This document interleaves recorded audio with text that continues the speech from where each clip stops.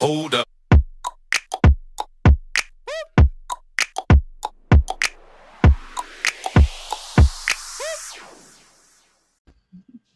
Thank you guys so much for joining me on another episode of Jaymes Kickback. I am joined here with Toronto drag legend and runner-up of Canada's Drag Race Season 1, Scarlett Bobo. How's it going, Scarlett? Hey, baby, I'm good. How are you? I'm good. Thank you so much for joining me and penciling me into your busy schedule. I want to ask you, how have you been? Girl, I've been okay. I've been holding in there. We were just saying, like, I hate this whole online world that we're living in right now. And it's driving me a little crazy. But I want to get back on stage. I want to do a thing. But, I've been good. I've been living at the beach for the last couple weeks and just relaxing. Yeah, there's nothing else we can do. No, seriously, I get it. I get it. And so currently, I think you told me earlier, you're in your drag room right now. Because I think I see a couple of familiar pieces. Yeah, I'm in my drag room. Your coveted drag room, as most drag queens have. Yes, honey. So I want to talk to you, obviously, about your experience on Canada's Drag Race, but I kind of want to start from the beginning, talking about you growing up. So were you an expressive child? And like, where did this, I guess, emergence of Scarlett Bobo really start from?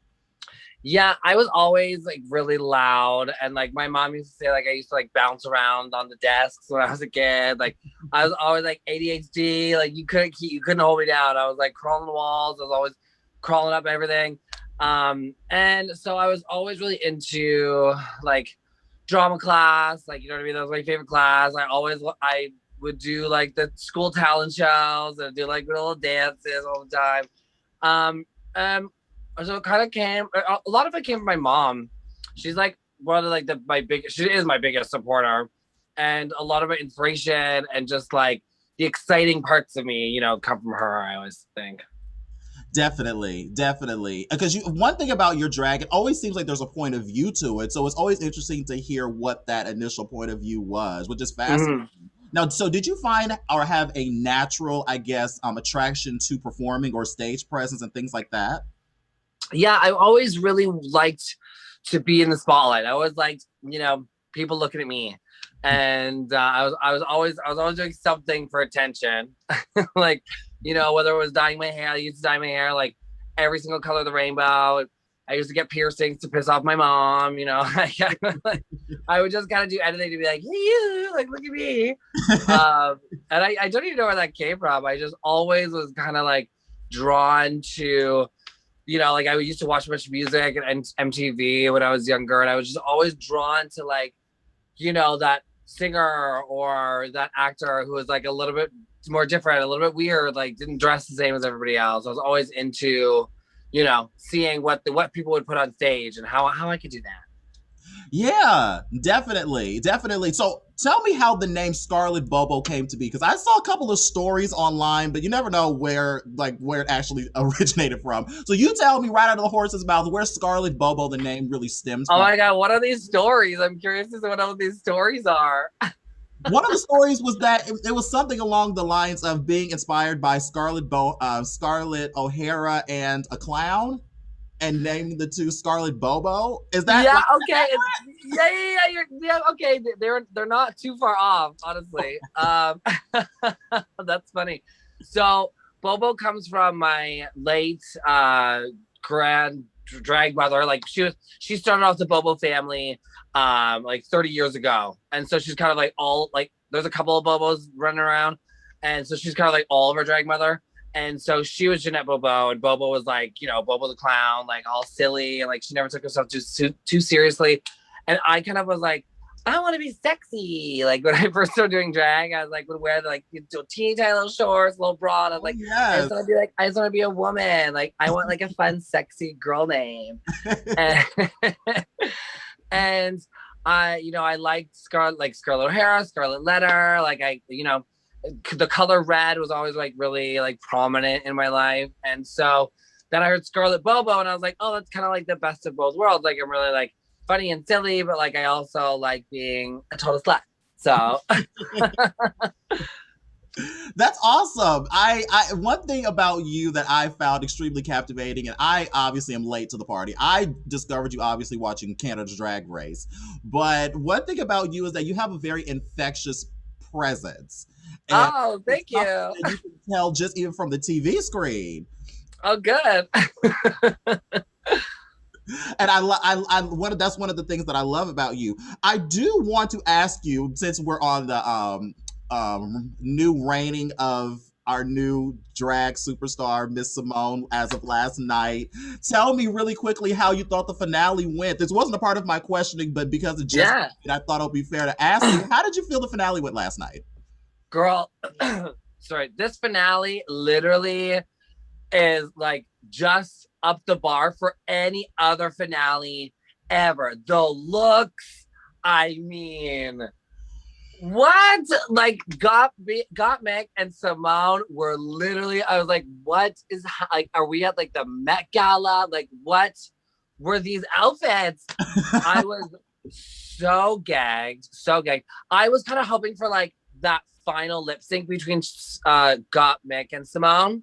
That was kind of my, I just like, I saw it in my head, like they were going to be like the final, like big kind of thing. But, I think this season was like so good and so memorable. And Simone is so incredible. I think, that finale was amazing.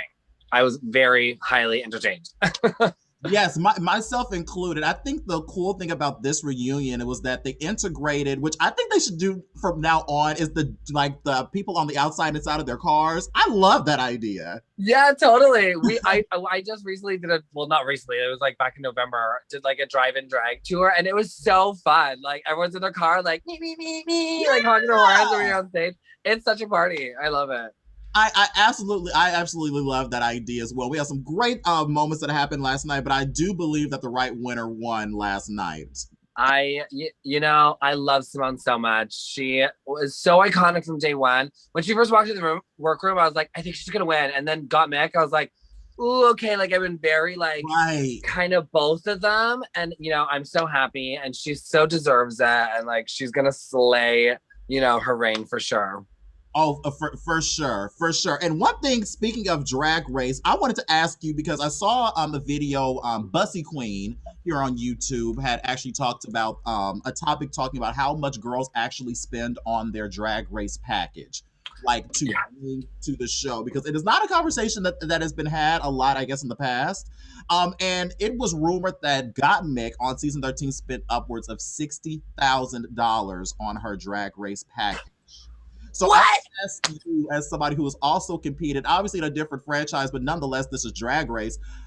If you don't mind me asking, what was your package like budget when you went on to Drag Race? That's big. That's big. But at the same time, Gottmik's outfits were like, better than mine. But mine was probably, I think, 25,000. Okay. Yeah, I think it was like around there. Wow. Because I think about 25,000, 30,000. Wow. It was hard. I was like, you're not allowed to tell anybody, right? But then I would be like, could someone, hey, you have like $5,000 I could borrow? Like, I'll give it back, I promise. Like, what's the for? Like, oh, nothing. Right. Which I think it asserts that so many drag queens do not have like that, like money like that to be like shoving at a show. Yeah, like most like queens that are performing locally, aren't sitting on like 50K. So then you get on and you're like, do you want to buy my Girl Guide cookies for $10,000? Like, can someone help me? Exactly. I'm like, with the amount of money that they make, I'm like, they should give us like a $10,000 like startup cost fee or something, like here, get started. Yeah, because you're going to be spending even more than that on on everything combined. And so the last question I want to ask regarding that is, do you think like in the future, thinking futuristically after what we saw last night and the caliber of drag that we saw last night at that finale, do you think that Drag Race eventually will become a show that's kind of like pay for play? Like you have to pretty much bring the dough and the looks in order to even be considered a somewhat contender in this show. Do you think that we're getting to that place now? See, I hope we don't get to that place because like I understand like you want to look the best, right? And you want to, but some people like don't have that money, right? And it's like you don't have to have money to do drag. Like when I started doing drag, I was like so poor. And I was like stealing dresses from fucking Sears, like, stuffing them in my book bag, like, and, and so it's at the same time though, Drag Race is like, the Olympics of drag, no matter where it is, if it's in Canada, if it's in the UK, you have to bring it at you really hard. You know what I mean? So in one sense, like, I don't really want to see it go that way. But in the other sense, like drag, like we're always upping our own game, and like that finale, I was like, oh God, like if I ever get a Drag Race again for All Stars, like I'm going to have to like sell my kidney or something on the black market, girl. I'm just saying, like, yeah. like they're upping the ante every year. And again, that does not necessarily always equate to money, but God. Because like the hope is, right, you get on the show and then then you're fucking rolling in it, you're set and everything. So like it's been a weird like couple seasons because especially our season, like we spent all this money, like we filmed right before COVID. And so we kind of like had this intent of like, well, we're gonna be rich, bitch. Like, let's go off. And then COVID happened and we were like, uh-oh, we need to make that money that we spent back. Oh wow, yeah. Yeah. So you're kind of spending that money because it's like you have to spend money to make money, right?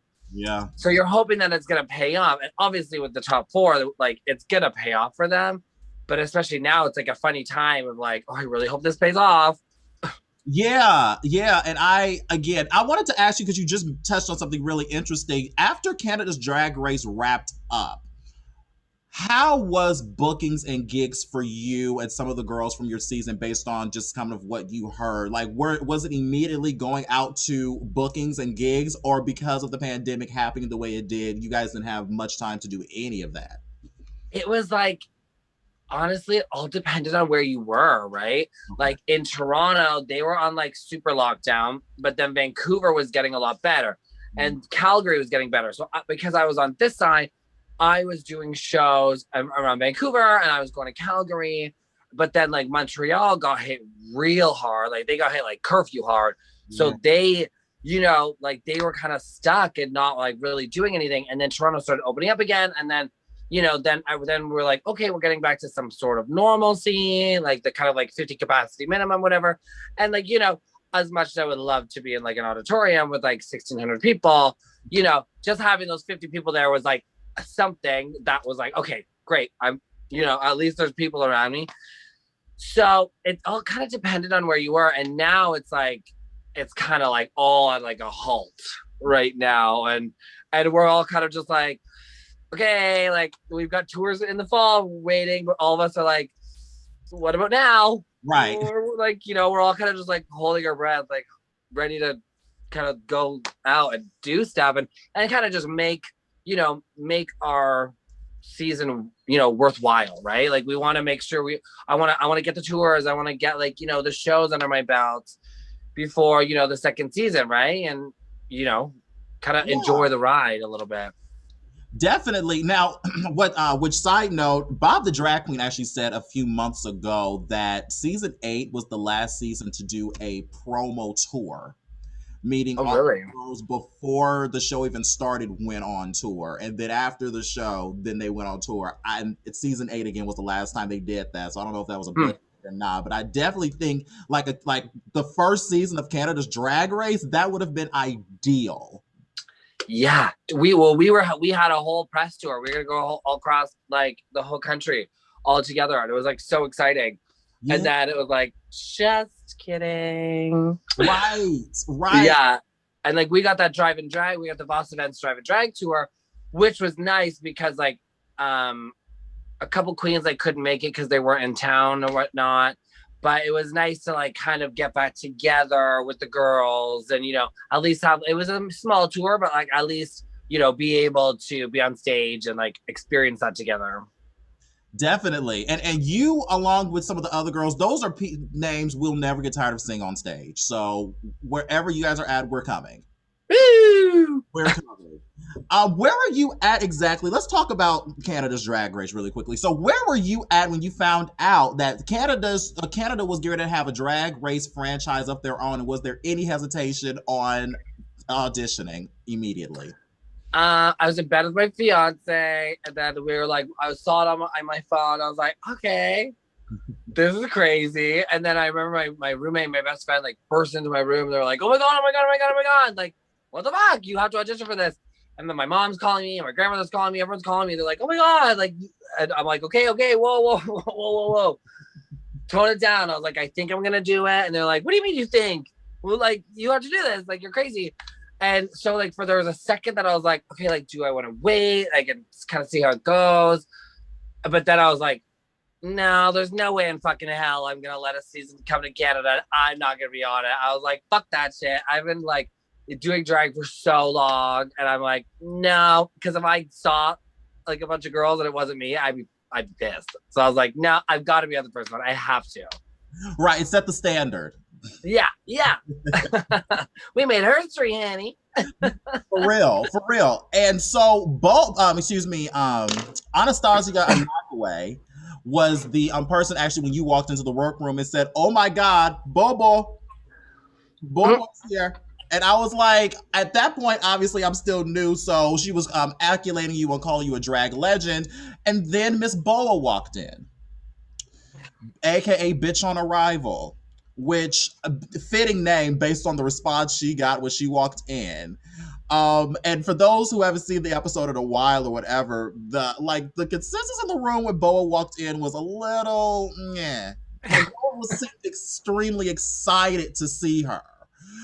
You being one of the faces at the forefront, kind of in a little bit of disdain. I want to ask you, since the show has wrapped up and things, have you guys established a better relationship, or you guys gotten a lot better?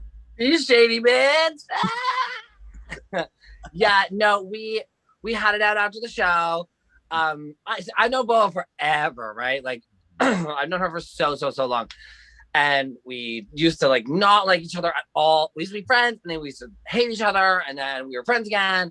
And then the show was like, you're in a pressure cooker, and you're just like, so I was kind of like, oh wow, she's here, fierce. And then we had our moments on the show where we definitely butt heads, but we had it out after the show. And honestly, like, we talk all the time now. She's such a sweetheart. I absolutely love her.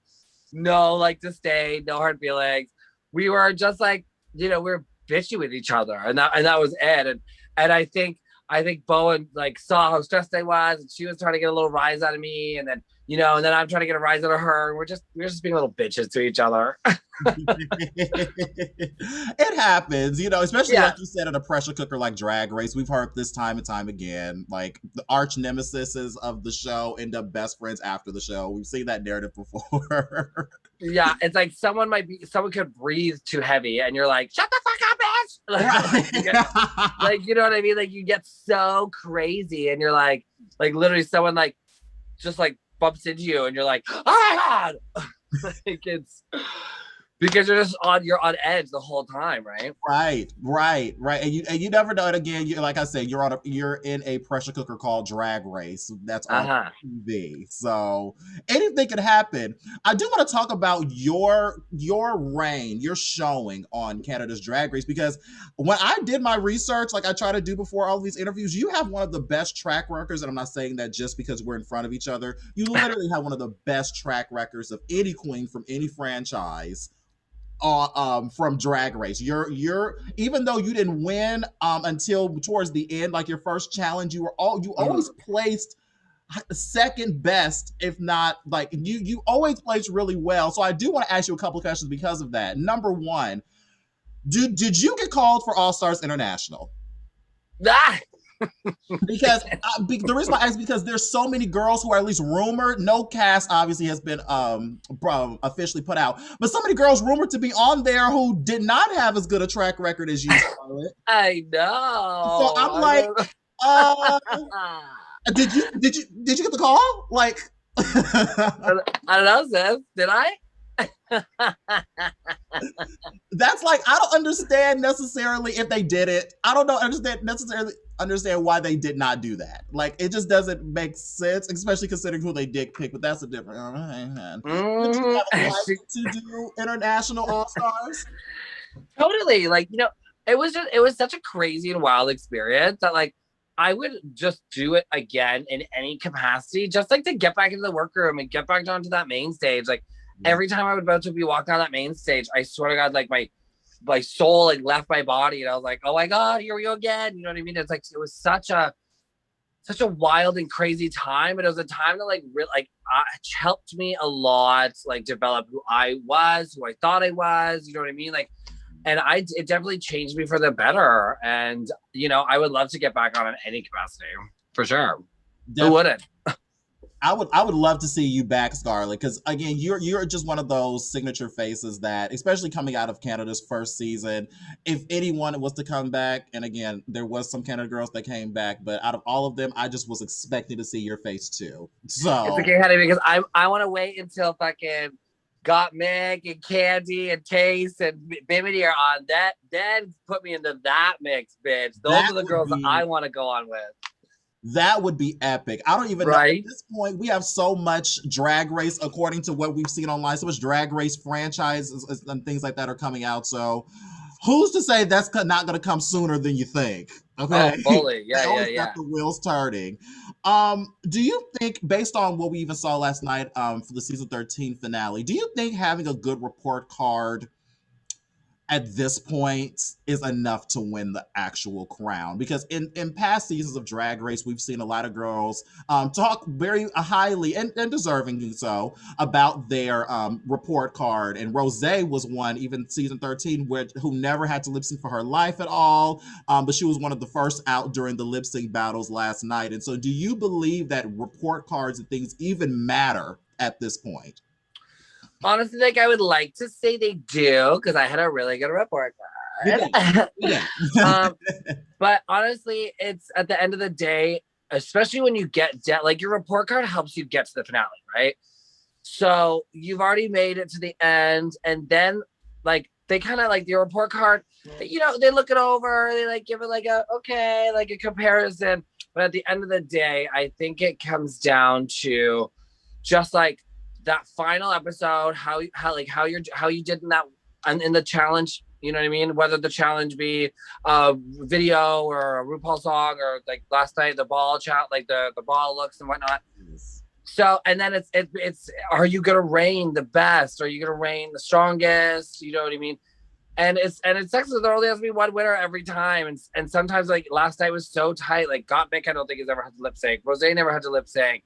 And so those report cards are so high, but then you get to the point where everyone in the top four, is going to have like somewhat of a good kind of go, because it got them there, right? Yeah. So you get to that point where last night, like, you could tell like that was the best of season 13, and like there was no doubt about that, Definitely. And I agree. And I will go on record and say that I was a little judgmental out of for Miss Candy Muse a couple of times this season.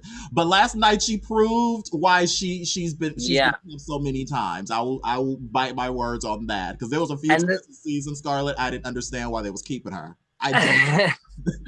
But the one thing I do love about Candy is like she has that fire, she has that determination. Like, I'm not going anywhere. You can't say shit to me, and that quality is it's so lovely to see someone with that like amount of confidence and self-love and like determination. Like, she was like, I don't care. I'm gonna show all of you bitches why I'm here and why I made it here. And I like hats off to her. Like, she slayed last night.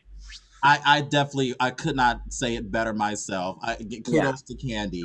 I do want to go back a little bit about your finale, the Canada's Drag Race finale, because it was a very interesting one. Report cards obviously did not come into play with the winning. I love Priyanka, so that's not a read to her. But it was before last night and before her winning, there had not been a queen that has lip synced that many times and still won the crown. And so I was curious to know, seeing that the judging on Canada's Drag Race was really probably the biggest critical part of the show in season 1, do you believe that they picked the right winner based on the lip sync? Based on the lip sync alone, do you think they picked the best winner?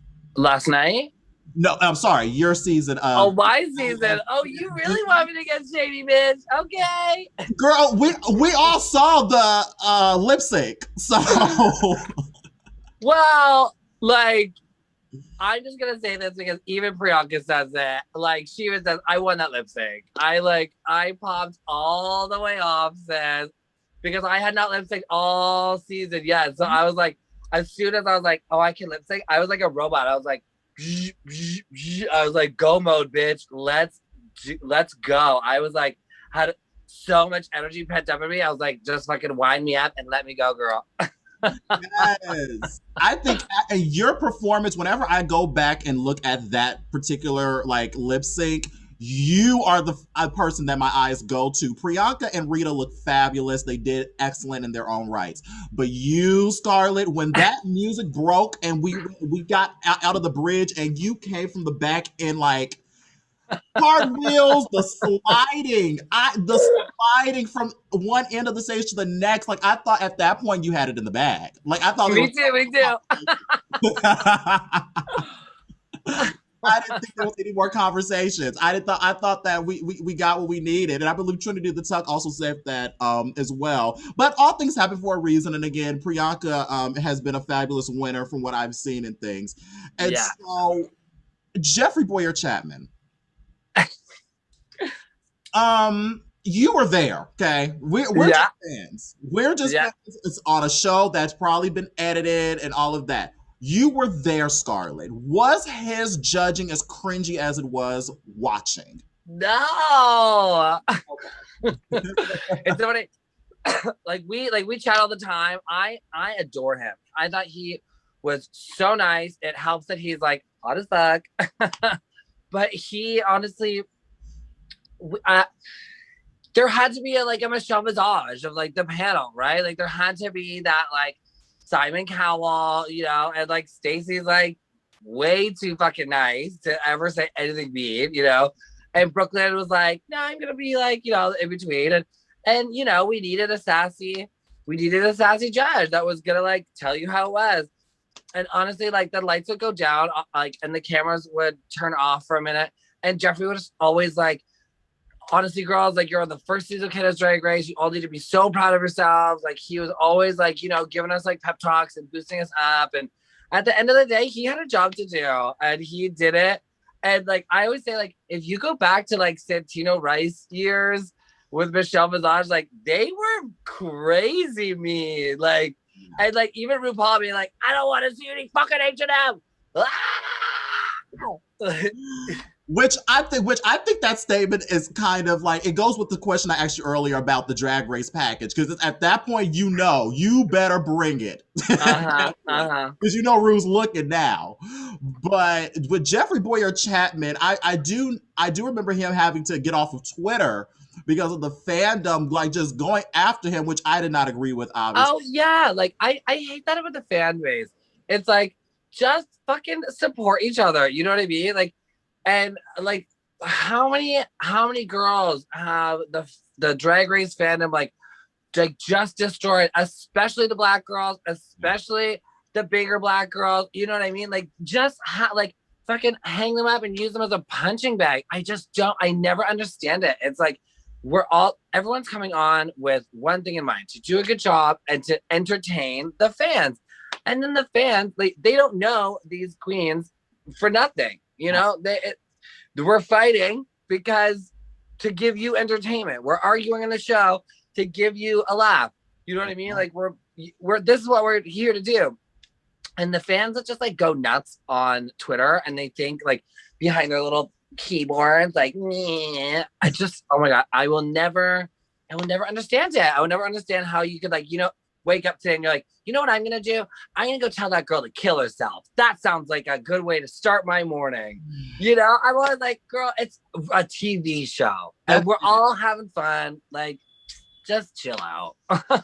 Honestly, like, and I again, I don't agree with what happened with Jeffrey Bowyer-Chapman, but I was critical of some of his judging only because it gets to a point where you have to start asking the question of who's qualified to make some of these assertions and who isn't. I Yeah. understand that he had a job and all of that, and he was selected. Okay, we didn't get to vote on who, so there's that. Yeah. But I would be curious to know what the meeting looked like when they told him, like, this is what we're going for on the judges panel, and these are the roles that we need you guys to play. Was that a conversation or not? Just because, again, he came under a lot of scrutiny, and he's not returning for season 2. So yeah, well, she got that Disney coin now, Henny. so Oh yeah, she got like a promotion, honey. She got that Disney coin, man. So she's doing good. That's awesome. And I did see that he was working on. It came down to working on what project at what time, and he chose to go with another one, which I respect. Yeah. He, again, if you underwent a lot of what he underwent, I don't know if I go back either. Yeah. I don't know. And especially like in a pandemic, like, you know, you got to focus on like your career, what's in front of you, your mental health, you know. So it's like I wouldn't even know if I wouldn't want to go back through that again, especially like after a whole pandemic, like be like, oh God, like, am I gonna go on again this season and people are gonna chew me up again? Like, ugh. Right. They have not been nice to him. I don't even think they were nice to him on like regular Drag Race when he was just the guest. Like, so for some, I don't know who needs to say it to him, but maybe he just doesn't work for the Drag Race. Like, I know. I don't know why. I love him to death. Like, yeah, and he's so hot and he smells so good. Oh yeah, very handsome guy. He has some great moments on the show, which unfortunately wasn't the highlight of his time there, but he has some great moments. And so everybody doesn't mesh well with everything, so maybe it's just a matter of that. Yeah. I don't know, but I happen to like the man. But I do want to ask you a fun question really quickly. Since you did not lip sync until the very end, what song or songs that was able to be performed as the lip sync songs this season did you want to tackle?